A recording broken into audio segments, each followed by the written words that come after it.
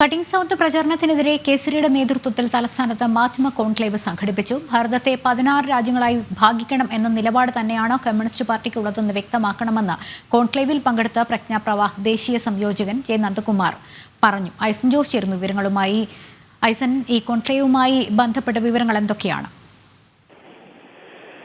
നേരത്തെ ലക്ഷ്മി സൂചിപ്പിച്ചതുപോലെ തന്നെ കോൺക്ലേവുമായി ഏറ്റവും പ്രധാനപ്പെട്ട അല്ലെങ്കിൽ ഏറ്റവും രാഷ്ട്രീയ പ്രാധാന്യമുള്ള ഒരു ചോദ്യം കൂടി ഇപ്പോൾ കേസരിയുടെ ഭാഗമായി നടന്ന പരിപാടിയുടെ ഭാഗമായി പ്രജ്ഞാ പ്രവാഹ് ദേശീയ സംയോജകൻ ഉന്നയിക്കുന്നുണ്ട്. കാരണം ഈ 1945-ലും 48-ലുമെല്ലാം തന്നെ കമ്മ്യൂണിസ്റ്റ് പാർട്ടി ഓഫ് ഇന്ത്യ മുന്നോട്ട് വെച്ച ഒരു ആദർശമുണ്ട്. അതായത് ഈ രാജ്യത്തെ 16 രാജ്യങ്ങളാക്കി, അതായത് 16 പരമാധികാര രാജ്യങ്ങളായി വിഭജിക്കണം എന്നൊരാവശ്യമായിരുന്നു.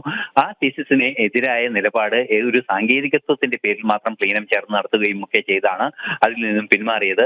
ഈ കാര്യത്തിൽ ഇപ്പോഴും തങ്ങളുടെ നിലപാട് എന്ത് എന്ന സംശയം നിലനിൽക്കുന്നു. അതിൽ ഒരു വ്യക്തത വേണ്ടിവരും.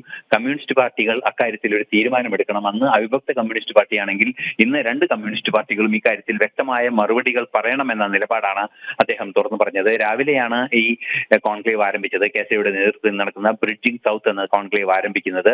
അതായത് ദക്ഷിണ ഭാരതം ഭാരതത്തിൽ നിന്നും വ്യത്യസ്തമാണ് എന്നൊരു രീതിയിലുള്ള പ്രചരണം, അല്ലെങ്കിൽ ഭാരതത്തിന്റെ ഭാഗമല്ല എന്ന രീതിയിലുള്ള ഒരു വിഘടന സ്വഭാവമുള്ള പ്രചരണം നടന്നുകൊണ്ടിരിക്കുന്ന പ്രചരണത്തിനെതിരെയാണ് കേസരിയുടെ നേതൃത്വത്തിൽ ഇത്തരത്തിൽ നടപടി ഉണ്ടാകുന്നത്, അല്ലെങ്കിൽ ഇത്തരത്തിൽ കോൺക്ലേവ് എന്ന ഒരു നടപടിയായി അവർ എത്തുന്നത്.